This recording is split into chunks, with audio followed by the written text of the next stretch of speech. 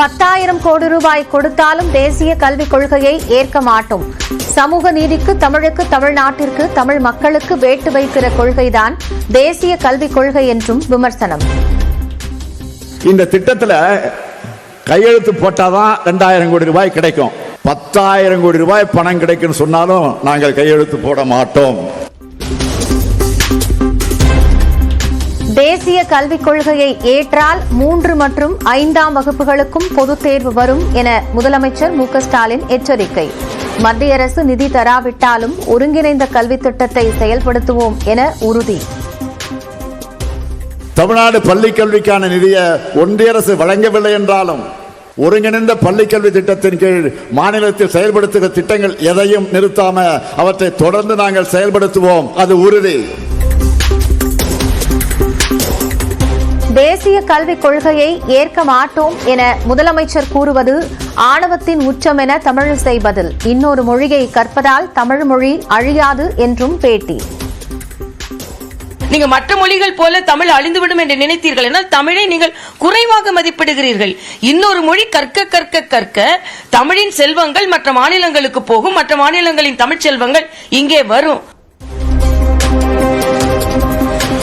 சென்னை அருகே வரும் 26ஆம் தேதி தாவேக முதலாம் ஆண்டு விழாவை நடத்த விஜய் திட்டம். பங்கேற்கும் 2,000 பேருக்கு பாஸ் வழங்கப்படுகிறது. பிரதமரின் முதன்மை செயலாளராக ஓய்வு பெற்ற ரிசர்வ் வங்கி ஆளுநர் சக்திகாந்த தாஸ் நியமனம். பணி நியமனங்களுக்கான அமைச்சரவை குழு ஒப்புதல்.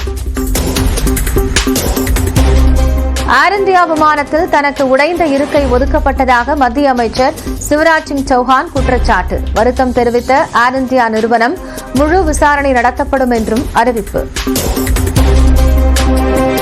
தங்கம் விலை சவரனுக்கு 160 ரூபாய் அதிகரித்து 64,360 விற்பனை. 1 கிராம் தங்கம் 8,045 ரூபாய்க்கு விற்பனையாகிறது. மாவட்ட தலைவர்களில் சிலருக்கு எப்போதும் பிரச்சனை இருக்கும் என காங்கிரஸ் மாநில தலைவர் செல்வ பெருந்தகை கருத்து.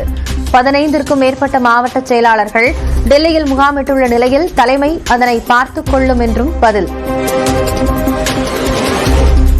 காமராஜர் ஆட்சியை பார்க்காத படிக்காதவர்களெல்லாம் மற்ற ஆட்சிகளுடன் ஒப்பிட்டு பேசுவது தவறு என செல்வ பெருந்தகையை சூசகமாக விமர்சித்த மாணிக்கம் தாக்கூர். எங்கெல்லாம் நல்ல ஆட்சி நடக்கிறதோ அவையெல்லாம் காமராஜர் ஆட்சி என்ற புரிதல் மாணிக்கம் தாக்கூருக்கு இல்லை என செல்வ பெருந்தகை பதில். எங்களுடைய கொள்கை முழக்கம் பெருந்தலைவர் காமராஜர் ஆட்சி, அதுல மாற்றுக்கிறது கிடையாது. அதே நேரத்தில் எங்கெங்கெல்லாம் நல்லாட்சி நடக்கிறதோ அதுவும் காமராஜருடைய ஆட்சி, அது புரிதல் இல்லாம பேசுவாங்க. நாம் தமிழர் கட்சியிலிருந்து நிர்வாகி காளியம்மாள் விலக உள்ளதாக தகவல். விரைவில் அறிவிப்பேன் என நியூஸ் 18க்கு பேட்டி. அப்படி ஒரு சூழல் இருக்கும்போது நான் கட்டாயமா சொல்றேன். சரிங்க மேடம். இல்ல இப்போதைக்கு நீங்க எதுவும் கட்சியில இருந்து விலகுற மாதிரி அந்த மாதிரி ஒரு சூழல் இருக்கா மேடம்? என்ன மாதிரி தகவல் எதுவும்? இப்ப நான் சொன்ன அது நியூஸ் இல்லையா? ஆமா மேடம். நான் ஒரே நேரத்துல சொல்ல விரும்புறேன். காளியம்மாள் விரும்பினால் வேறு கட்சிக்கு செல்லலாம் என சீமான் அறிவிப்பு. நாம் தமிழர் கட்சிக்கு இது களை உதிர் காலம் என்றும் பேட்டி. பருவ காலங்களில் இலையுதிர் காலம்னு ஒன்று இருக்கும், அது மாதிரி எங்க கட்சிக்கு இது களை உதிர் காலம். அப்படி திடீர்னு வருவாங்க போவாங்க.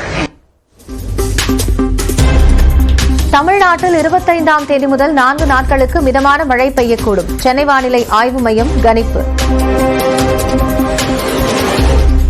ராணிப்பேட்டை மாவட்டம் கலவை பஜார் வீதியில் உள்ள ஹார்ட்வேர் கடையில் பயங்கர தீ விபத்து. 2 மணி நேரம் போராடி தீயை அணைத்த வீரர்கள்.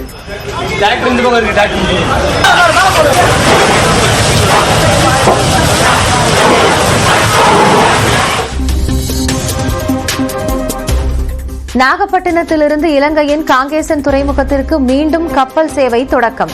செவ்வாய்க்கிழமையை தவிர வாரத்தின் 5 நாட்களும் இயக்கப்படும். திருவாரூர் மாவட்ட கொள்முதல் நிலையங்களில் 25 லட்சம் நெல் மூட்டைகள் தேக்கம் என நியூஸ் 18இல் வெளியான செய்தி. அரவைக்கு லாரிகளில் எடுத்துச் செல்லும் பணி தொடக்கம்.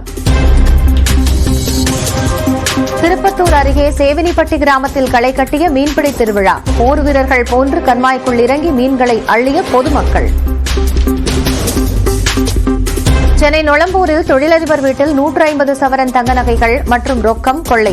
கல்லால் கதவை உடைத்து கொள்ளையடித்து சென்றவர்கள் யார் என விசாரணை. விருதுநகர் மாவட்டத்தில் கனிமவள கொள்ளையில் யாருக்கு எவ்வளவு கமிஷன் என டைரி ஒன்றில் எழுதப்பட்டுள்ளதாக பரவும் புகைப்படம். உண்மை தன்மையை அறிய டிஆர்ஓ விசாரணை. மதுரை ஆவின் பால் உற்பத்தியாளர்களின் பால் நிறுத்த போராட்டம் தற்காலிகமாக வாபஸ். ஆவின் மேலாளர் நடத்திய பேச்சுவார்த்தையில் உடன்பாடு. மகா சிவராத்திரியை ஒட்டி சதுரகிரி மலைக்கோயிலுக்கு செல்ல 4 நாட்கள் அனுமதி. 25ஆம் தேதி முதல் 28ஆம் தேதி வரை பக்தர்கள் மலையேறலாம்.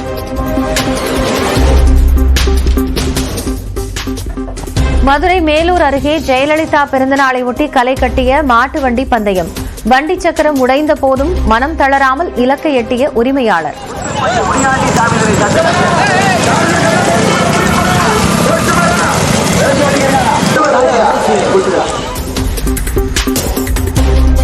தெலங்கானாவில் ஸ்ரீசைலம் கால்வாய் சுரங்கப் பணியின் போது விபத்து. 7 தொழிலாளர்கள் சிக்கியிருப்பதாக தகவல்.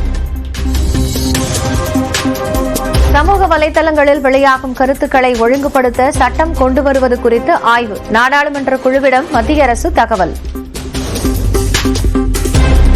நித்தி ஆயோக் அமைப்பின் தலைமை செயல் அதிகாரி PVR சுப்பிரமணியனின் பதவிக்காலம் நீட்டிப்பு. மேலும் ஓராண்டிற்கு நீட்டித்து மத்திய அரசு அறிவிப்பு. ஜம்மு காஷ்மீரில் புகழ்பெற்ற தல் ஏரிக்கு சுற்றுலா பயணிகளின் வருகை அதிகரிப்பு. படகு சவாரி செய்து உற்சாகம்.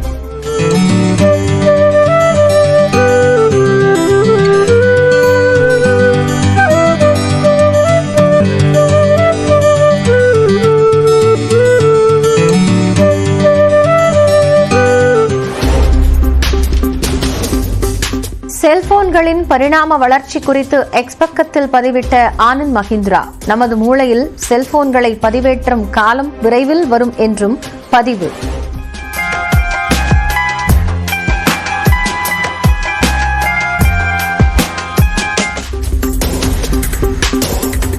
நுரையீரல் தொற்று உள்ளிட்ட பாதிப்புகளால் போப்புக்கு தொடர்ந்து சிகிச்சை. இன்னும் 1 வாரத்திற்கு மருத்துவமனையிலேயே சிகிச்சை பெற வேண்டும் என அறிவிப்பு. மேலும் 2 பிணை கைதிகளை விடுவித்தது ஹமாஸ். விடுவிக்கப்பட்ட 2 இளைஞர்களுக்கும் இஸ்ரேல் மருத்துவமனையில் பரிசோதனை.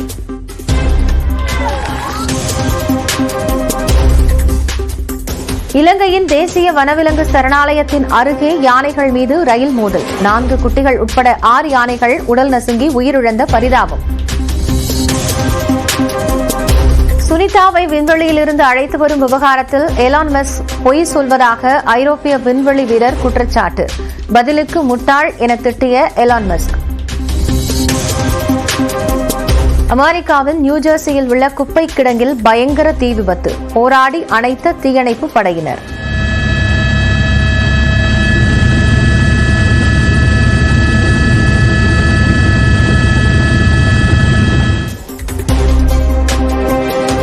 சாம்பியன்ஸ் டிராபி தொடரில் ஆஸ்திரேலியாவிற்கு எதிராக 351 ரன்கள் குவித்தது இங்கிலாந்து. சாம்பியன்ஸ் டிராபி தொடரிலேயே அதிக ரன்கள் சேர்த்து சாதனை. ஆஸ்திரேலியாவிற்கு எதிரான சாம்பியன்ஸ் டிராபி போட்டியில் 165 ரன்கள் குவித்தார் இங்கிலாந்தின் பென் டக்கட். சாம்பியன்ஸ் டிராபி தொடரில் அதிக ரன் குவித்த வீரர் என்ற சாதனையை படைத்தார். சாம்பியன்ஸ் டிராபி தொடரில் நாளை பாகிஸ்தானை எதிர்கொள்கிறது இந்தியா. 2017 இறுதிப் போட்டி தோல்விக்கு இந்தியா பழி தீர்க்குமா என ரசிகர்கள் எதிர்பார்ப்பு. இடைவேளைக்கு பிறகு மற்ற செய்திகளை பார்க்கலாம்.